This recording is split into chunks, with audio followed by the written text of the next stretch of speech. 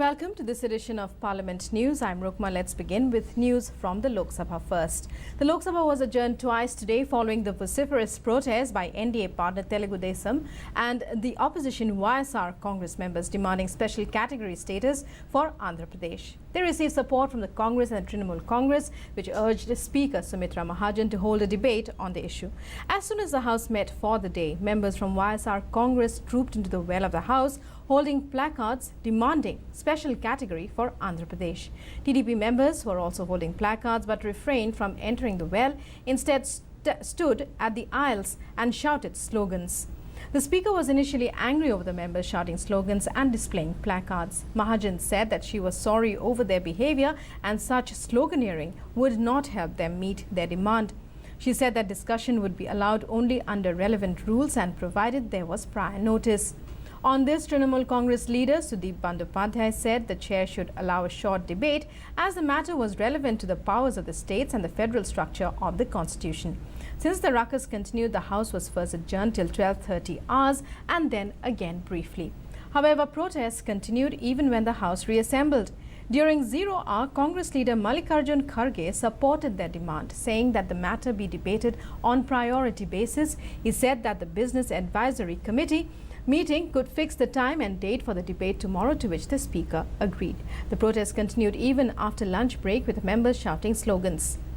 Deputy Speaker M. Thambidurai tried to pacify them by saying that Finance Minister Arun Jaitley has already assured that their demands are being looked into.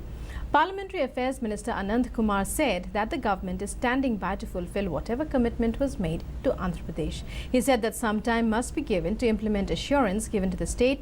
He said that the Finance Minister is holding consultations with various stakeholders over modalities, so members should allow debate on railways to continue. Meanwhile, Trinamool Congress leader Professor Saugat Roy raised the issue of a 27-year-old Dalit youth committing suicide of Uttar Pradesh. It has raised question mark over the safety of citizens, he said. Instead of indulging in a blame game, a highway patrol force should be set up in all the states. He suggested that the force should be funded by the centre, which should also monitor its working so that highways could be made safer for people. Congress member Sushmita Dev highlighted the trafficking of 31 children from Assam who were taken to Gujarat and Punjab to work as child labour.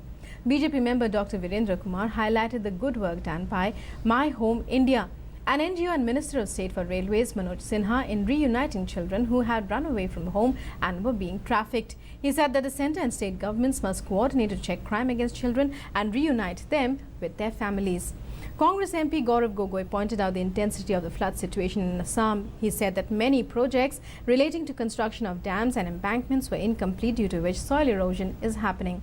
Shiromani Akali Dal leader Prem Singh Chandramajra took up the case of 3 youths from Punjab who have been abducted in Libya. He urged the government to take steps to get them released. Congress leader K.C. Venugopal said that the Indian embassy in Saudi Arabia is not performing properly, due to which stranded people are facing a lot of problems. He said that a high-level team be sent to that country to repatriate people stranded there. Congress member Ravneet Singh said that the Punjab government is diverting and misusing the central funds meant for the education of scheduled caste students. Congress member Deepinder Hooda highlighted the problems faced by people of Gurgaon due to massive 48 hours of jam. He said that instead of allegations and counter-allegations, accountability should be fixed for failure of drain cleaning and steps taken to improve the system so that people do not face such hardships in the future.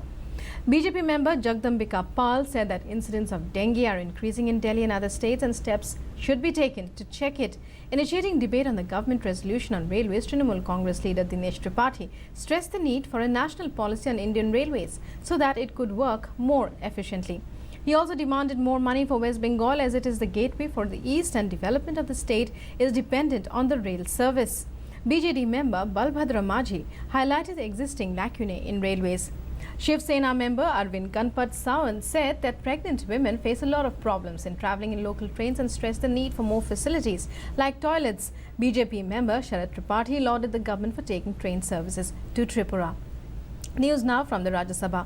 With a much delayed GST bill set to be taken up by the Rajya Sabha tomorrow, the government has circulated among members the amendments it has amendment legislation.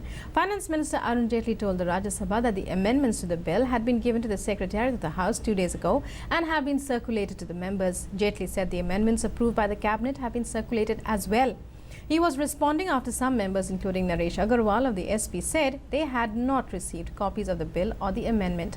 The Constitution 122nd Amendment Bill 2014 that would lay the ground for rollout of goods and services tax in the GST regime, subsuming all indirect taxes, including central excise duty and state VAT or sales tax, is listed for consideration and passing in the upper house tomorrow.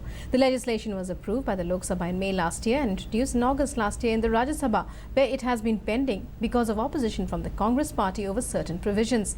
Deputy Chairman P.J. Kurian has said the bill was circulated to members in August last year before its introduction in the upper house, and that, as per rules and procedures, is okay, he said.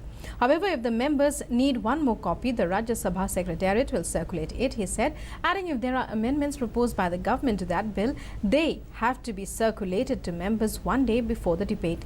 Sitaram Yechuri of the CPIM said the amendments have been received in electronic form and a printed copy may be given to members. Sukhendu Shekhar Roy of the TMC said printed copies of the amendments to the bill were received at residence this morning. Kurian later said he had been informed by the Secretariat that the amendments have been circulated. He added that the bill can be recirculated for the benefit of new members and those who have not read it.